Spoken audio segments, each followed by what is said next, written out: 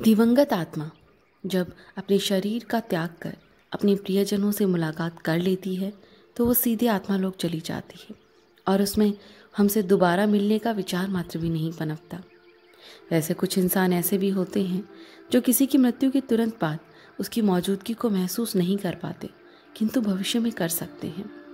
शोक की प्रक्रिया के दौरान जब परिजन मृत्यु की वास्तविकता को स्वीकार कर लेते हैं तो उन्हें यह जानकर दिलासा मिलता है कि उनके प्रियजन की आत्मा अभी भी उन्हें देख रही है। लेकिन इसके बावजूद बहुत से व्यक्ति ऐसे भी होते हैं जिन्हें कोई अनुभूति नहीं होती। आत्माएं सरलता से हमसे दूर नहीं होती हैं। वे अपनी स्मृति में बसे वातावरण के जरिए अपने परिवारजनों के साथ संपर्क बनाती रहती हैं। ऐसे संपर्क उन मनों के लिए ज़्यादा प्रभावशाली सिद्ध होते हैं जो अन्य सभी तरह के आत्मिक संवादों के लिए बंद रहते हैं। अगला मामला इसी पद्धति को दर्शाता है। यहाँ पर एक महिला माध्यम जिसका पिछला जीवन में नैन्सी नाम था, चार्ल्स के साथ अपने वैवाहिक जीवन के 38वें वर्ष में अचानक ही दिल के दौरे से मृत्यु में समा गई। चार्ल्स मृत्यु के प्रति अपनी अस्वीकृति और शोक जनित क्रोध की भावनाओं के बीच फंसा था। उसकी भावनाएं इतनी उत्तेजित थी, वह न तो अपने मित्रों की सहायता को स्वीकार कर रहा था और न ही किसी प्रकार का व्यावसायिक परामर्श लेने को राजी था। वो डिप्रेशन में चला गया। एक इंजीनियर होने के नाते उसका विश्लेषक मन मौत के बारे में किसी भी प्रकार के आध्यात्मिक नज़रिए को अवैज्ञानिक बताकर नकार रहा था। अपनी अंतिम क्रिया हो जाने के महीनों बाद तक नैन्सी ने अलग अलग तरीकों से अपने पति तक पहुंचने का प्रयास किया, किंतु विरक्ति ने चार्ल्स को अपनी चार दीवारी में ऐसे कैद कर दिया था कि पति के मृत्यु से लेकर आज तक वह वास्तव में रोया ही नहीं था। तब इस बाधा को पार करने के लिए नैन्सी ने निश्चय किया कि वह उन दोनों के लिए जाने पहचाने वातावरण से जुड़कर उसे गंध का भान कराकर उसके आंतरिक मन में पहुंचेगी। आत्माओं द्वारा अवचेतन मन के साथ संवाद स्थापित करने में ज्ञानेंद्रियों का उपयोग करने से उन्हें सफलता मिलती है। ऐसे में नैन्सी ने चार्ल्स तक पहुंचने के लिए बगीचे, विशेषकर गुलाब के पौधे का उपयोग करने का फैसला किया।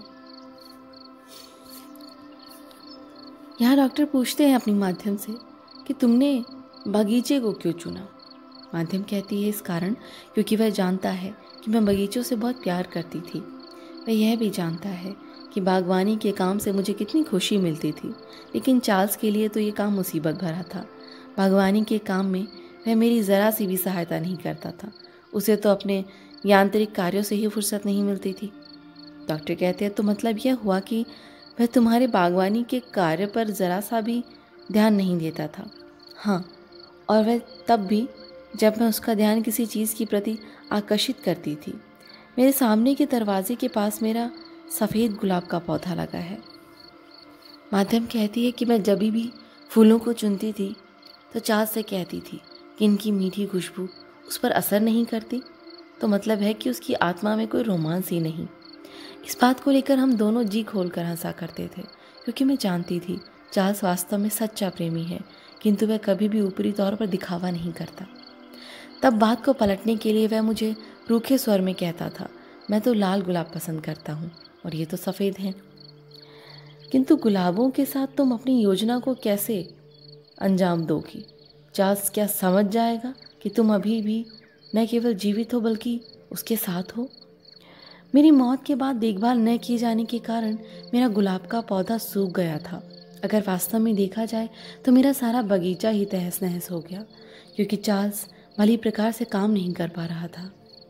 इस शाम को वह घूमते घूमते पड़ोसी के दरवाजे के पास लगे गुलाब के पौधों के पास पहुंच गया और साथ ही उसकी नाक में फूलों की महक सी पहुंची।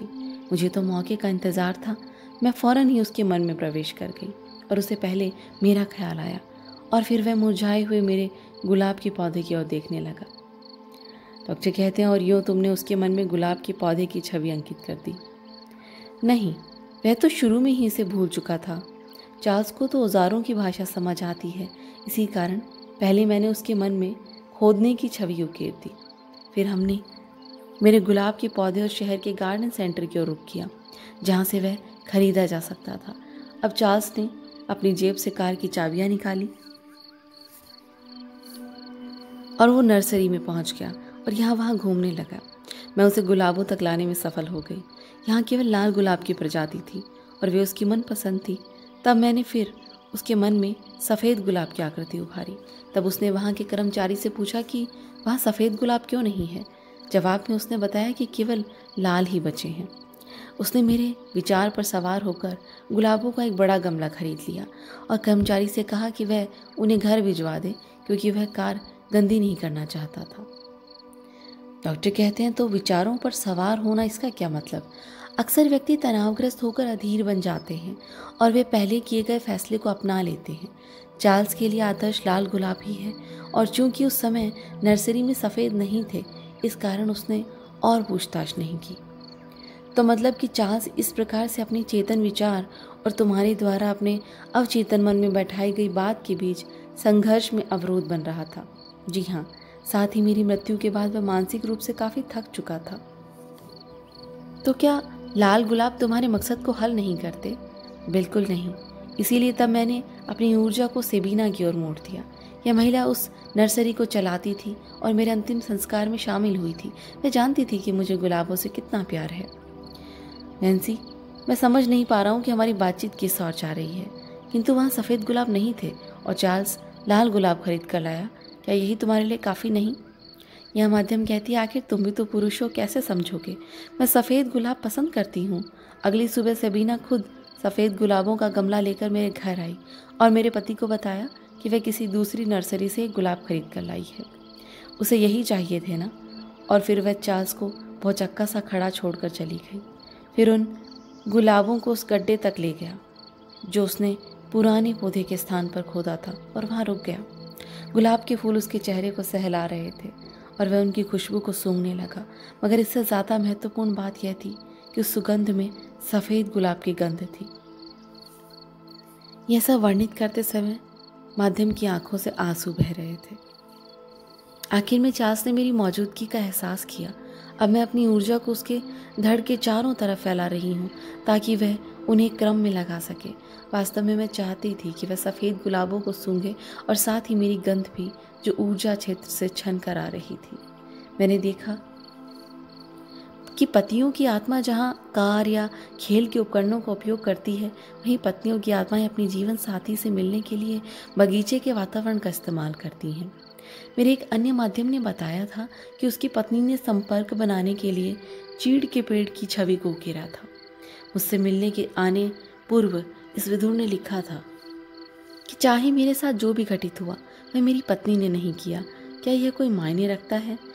इम्पॉर्टेंट बात तो यह है कि अपनी उस भावनात्मक ऊर्जा का उपयोग कर रहा हूँ जो इस अनुभूति से उत्पन्न हुई है कि वह मेरे साथ है और मेरे आंतरिक स्रोतों को जागृत करने के लिए, जो कि पहले उपलब्ध नहीं थे। मैं रोशनी के बगैर अंधेरी घाटी में नहीं हूँ। आत्माएं हमारे साथ विचारों के माध्यम से संवाद स्थापित करना ज़्यादा पसंद करती हैं। यहाँ मैं अपने एक भूतपूर्व माध्यम के द्वारा अपनी दिवंगत पत्नी ग्वेन के साथ लिखे हुए पत्र में कुछ उद्धृत कर रहा हूँ। मेरा यह विश्वास है कि हमारे इस सत्र ने आपको अपनी पत्नी के विचारों को ग्रहण करने के बेहतर तरीके को खोजने में सहायता की होगी।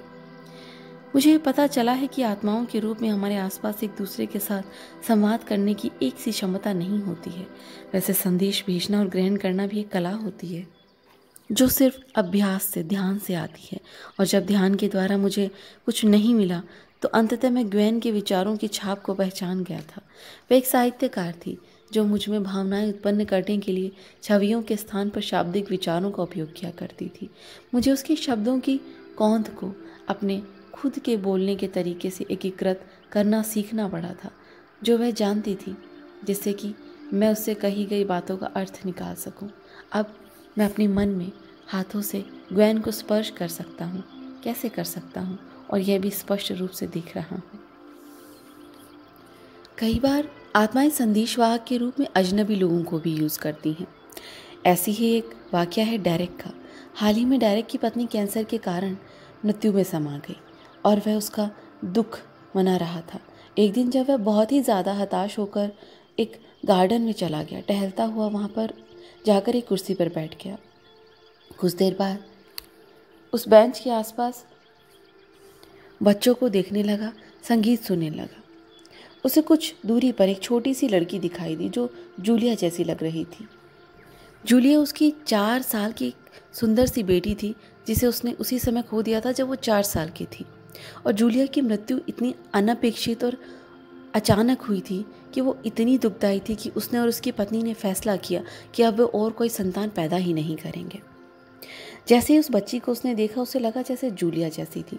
उसे देखते ही उसकी आंखों से आंसू बहने लगी।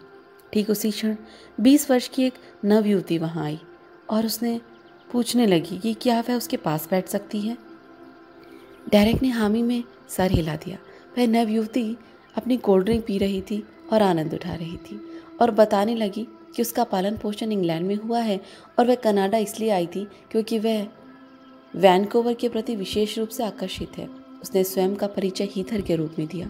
जब डेरेक ने उसके चारों तरफ प्रकाश की एक चमक देखी जो उस नवयुवती को देवदूत जैसी आभा दे रही थी, डेरेक के लिए तब वक्त थम सा गया था। वह युवती अपने परिवार के बारे में बता रही थी। डेरेक को उससे बात करते हुए लगा जैसे वह एक पिता के रूप में उससे बात कर रहा हो और उनकी बातें जितनी ही आगे बढ़ी उसे लगा कि वह उसे जानता हो। आखिर में हीथर उठकर खड़ी हो गई और बड़ी कोमलता के साथ अपने हाथ डेरेक के कंधे पर रख दिया। फिर वह उसकी ओर मुस्कुराई और बोली, मुझे पता है तुम मेरे बारे में बहुत चिंतित हो, लेकिन चिंता मत करो, मैं सुखी हूँ और यह ज़िंदगी बहुत खूबसूरत होगी। मैं जानती हूँ कि फिर एक दिन हम मिलेंगे।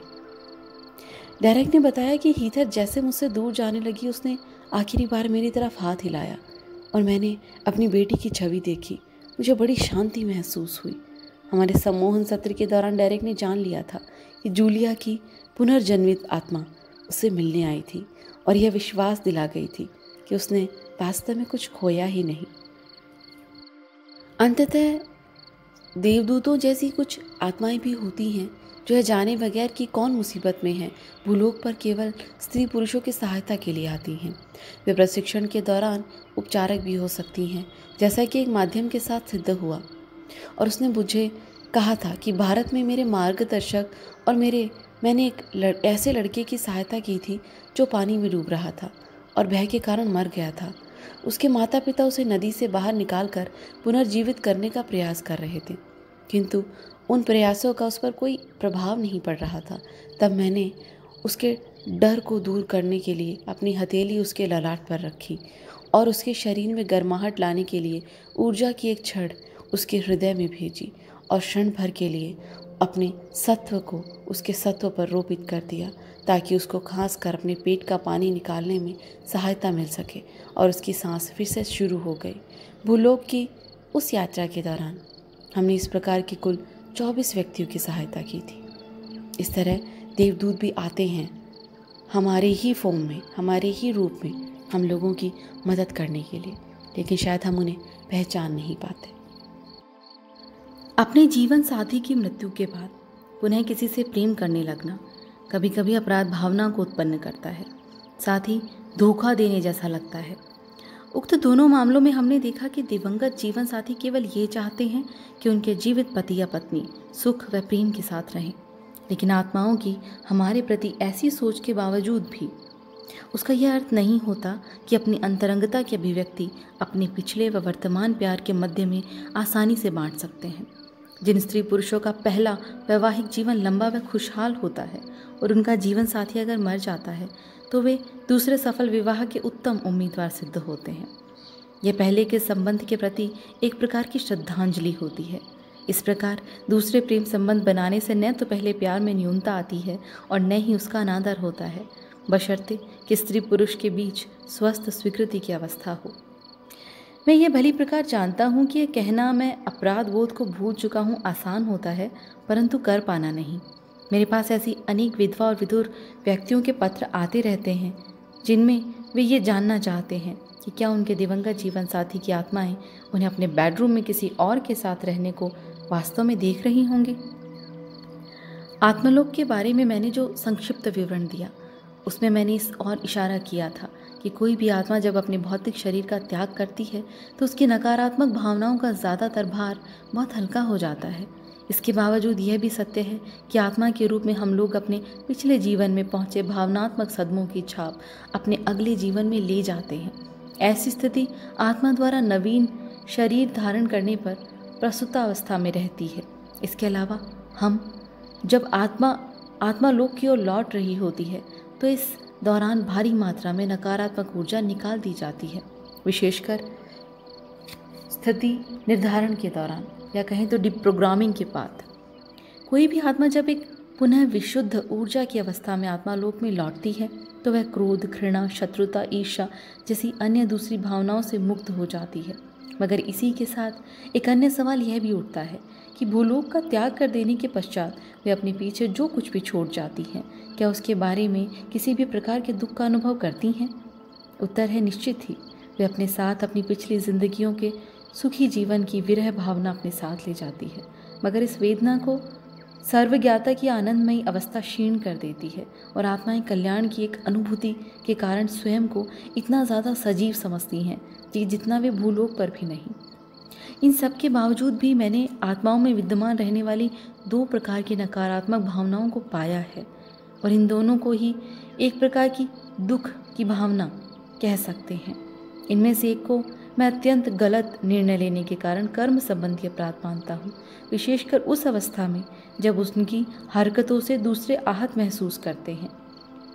इस प्रकार की सभी बातों के विषय में चर्चा कर्म संबंधी अध्याय में होगी। आत्माओं के लिए जो दूसरे प्रकार की दुख की भावना होती है वह है मृत्यु के पश्चात जिंदगी उनके बगैर जिस रूप में चली है उसके प्रति खिन्नता, तिरस्कार, दुख। बल्कि दुख की यह भावना तो अस्तित्व के उस स्रोत से फिर से मिलने की लालसा से भी होती है। मेरा विश्वास है कि सभी आत्माएं अपने विकास के स्तर की चिंता किए बगैर इसी वजह से पूर्णता प्राप्त करने के लिए लालायित रहती हैं तथा जो आत्माएं भूलोक पर आती हैं उनके लिए विकास प्रेरणा का स्रोत बनता है। इस प्रकार आत्माओं में जिस प्रकार की दुख की भावना मैं पाता हूँ वह वास्तव में उनके चरित्र में उन तत्वों की कमी होती है जिन्हें उन्हें अपनी ऊर्जा को पूर्ण बनाने के लिए खोजना ज़रूरी होता है। और यह किसी भी आत्मा की नियति ही होती है कि उसे विवेक प्राप्त करने के लिए अपने अनुभवों में सत्य को खोजना ही पड़ता है। पीछे जीवित रहने वाले व्यक्तियों के लिए यह जानना बहुत ज़रूरी होता है कि आत्मा की लालसा में शोक मनाने वालों के प्रति सहानुभूति, दयालुता की कमी नहीं होती। आत्मा का अविनाशी चरित्र शांत होता है। आत्माओं की इसमें कोई दिलचस्पी नहीं कि वे भूलोक पर रहने वाले व्यक्तियों के काम में हस्तक्षेप करें। ऐसे कुछ विरले ही मामले हैं कि कुछ विशेष आत्माएं उनके भौतिक जीवन में उनके प्रति किए गए अनुचित कार्यों से खुद को इतना त्रस्त पाती हैं कि जब तक उन्हें किसी प्रकार का समाधान नहीं मिल जाता, मृत्यु के बाद भी वे भूलोक से चिपकी रहती हैं और जाने को तैयार नहीं होती। इन आत्माओं में पाए जाने वाले आत्मिक संघर्ष में इस बात के प्रति कोई दुख की भावना नहीं पाई जाती कि आप किसी अन्य व्यक्ति से खुशियां प्राप्त कर रहे हैं, पर हाँ, निश्चित तौर पर वह तब मिलती है जब आप किसी और व्यक्ति के साथ रहने के लिए अपने प्रेमी की हत्या जैसा काम करते हैं। किसी जीवित व्यक्ति की तुलना में दिवंगत आत्मा इस मामले में श्रेष्ठ है कि उसे पता रहता है कि वह अभी जीवित है और हर स्त्री पुरुष से मिलती रहेगी जो उनके लिए सही है। आत्माओं में एक ऐसी इच्छा शामिल होती है कि जिससे वे प्यार करते हैं उन्हें यह फैसला करने की स्वतंत्रता होती है कि वे जिस रूप में चाहें अपने जीवन को जी सकते हैं। अगर किसी में यह इच्छा रहती है कि आत्मा मुझसे आकर मिले तो संभवतः वह आएगी, अन्यथा आपकी एकांकता में हस्तक्षेप कभी नहीं करेगी। इसके अलावा आत्माएं अपनी ऊर्जा का जो एक भाग आत्मालोक में छोड़ जाती हैं वह भी उनके साथ हमेशा बना रहता है। आत्माएं आत्मालोक में जाने के बाद भी सभी के प्रति गहरे प्यार का अनुभव करती हैं, लेकिन उनके इस प्यार में किसी भी प्रकार का स्वार्थ नहीं छिपा होता। मतलब प्यार का वो विनिमय नहीं करती, वहाँ तो बस मुफ्त में दिया जाता है। आत्माएं एक दूसरे के प्रति इस प्रकार की सार्वजनिक सामंजस्यता का प्रदर्शन करती हैं जो स्वयं में संपूर्ण तो होती हैं, साथ ही भूलोक पर उसकी कल्पना तक नहीं की जा सकती। यही वो कारण है कि आत्माएं पवित्र होती हैं।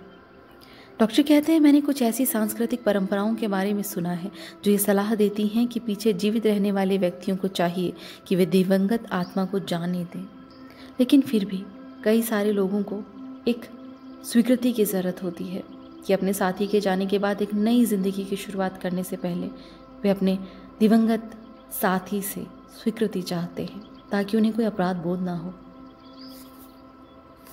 लेकिन आत्माएं हमारे भविष्य के प्रति उदासीन होती हैं। लेकिन इस स्थिति में अगर कोई भी व्यक्ति मझधार में होता है तो आत्माएं किसी न किसी रूप में अपनी राय उन तक पहुंचा देती हैं। आत्माएं ऐसा हमें गहन शांति देने के लिए करती हैं, चाहे हमने उन्हें सहायता के लिए पुकारा भी ना हो। ऐसा ही एक केस है जॉर्ज का, जो कि अपने नए प्रेम प्रसंग से उपजी अपराध भावना से बुरी तरह व्यथित था। वह डॉक्टर के पास आया और कहा उसने पिछले 2 वर्षों से वह एक विधुर का जीवन बिता रहा था, फ्रांसिस के साथ, जो कि उसकी पत्नी थी, काफ़ी लंबे और सुखमय वैवाहिक जीवन के बाद। जॉर्ज इस बात को लेकर बहुत ही कन्फ्यूज़न में था कि क्या वो डैरोथी के साथ उसके बढ़ते संबंधों को नाराज़गी की दृष्टि से तो नहीं देखती होगी।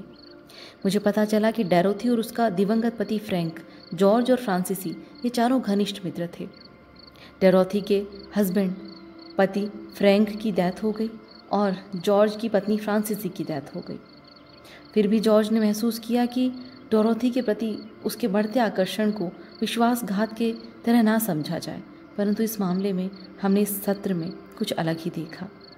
यहाँ डॉक्टर कहते हैं कि अब जब तुम अपनी साथी आत्माओं के समूह में हो, जब वो जॉर्ज को रिग्रेस करते हैं और उसे अपने सोल ग्रुप में जाने को कहते हैं, तो वो पूछते हैं कि सबसे पहले तुमसे कौन मिलने आया, और माध्यम चिल्लाता है कि वो तो फ्रांसिसी है, मेरी पत्नी जो अभी मुझे छोड़कर जा चुकी है। तुम्हें नहीं पता कि मैं तुम्हारे लिए कितना तड़प रहा हूँ।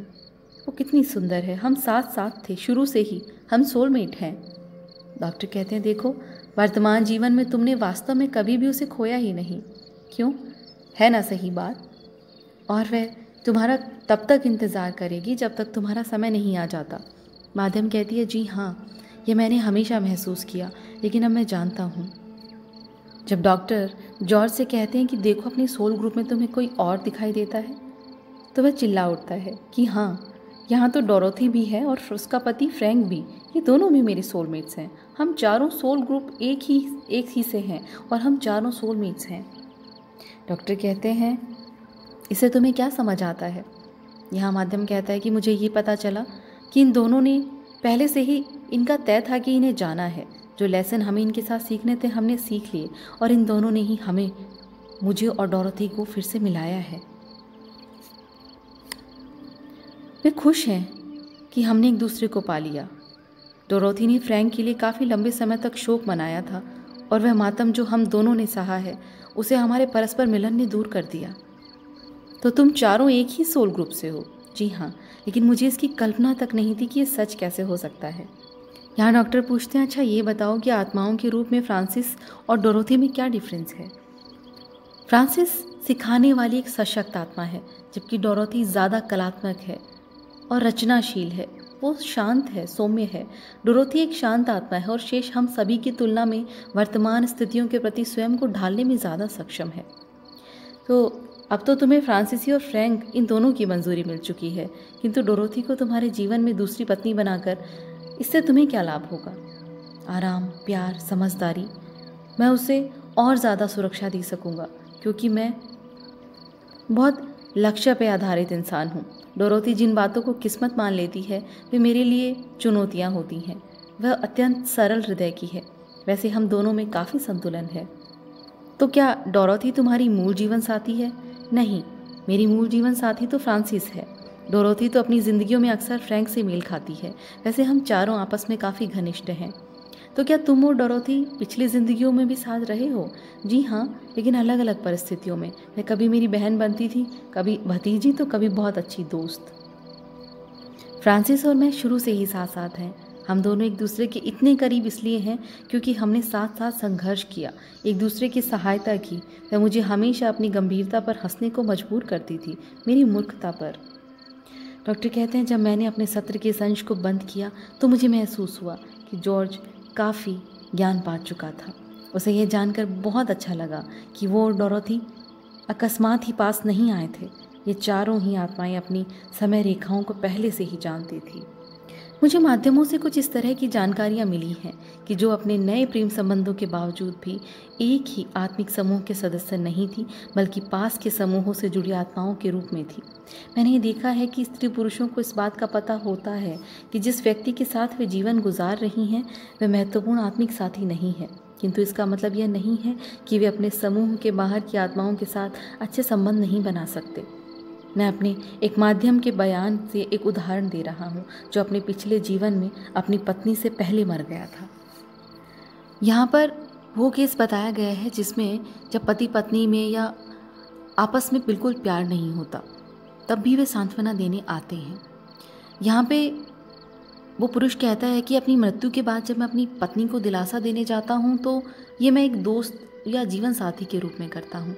असल में हम लोगों में आपस में प्यार नहीं था, न तो वो मेरे लिए अंतरंग जीवन साथी थी और ना मैं उसके लिए। इसके बावजूद मैं उसका काफ़ी सम्मान करता था और इन संबंधों की हमें इसलिए ज़रूरत थी ताकि हम उन बातों पे काम कर सकें जिनका संबंध हमारी व्यक्तिगत शक्ति और कमजोरियों से रहा है। इसी कारण मुझे तुमसे प्यार है यह उसके मन में नहीं कहता हूँ, क्योंकि वह समझ जाएगी कि मैं झूठ बोल रहा हूँ। फिर वह मेरी आत्मा को अपनी साथी आत्मा के साथ भ्रमित कर सकती है। वैसे हम लोगों के बीच जीवन का इकरारनामा खत्म हो गया है और यदि वह चाहती है तो मैं चाहूँगा कि वह किसी दूसरे व्यक्ति को अपने दिल में बसा ले।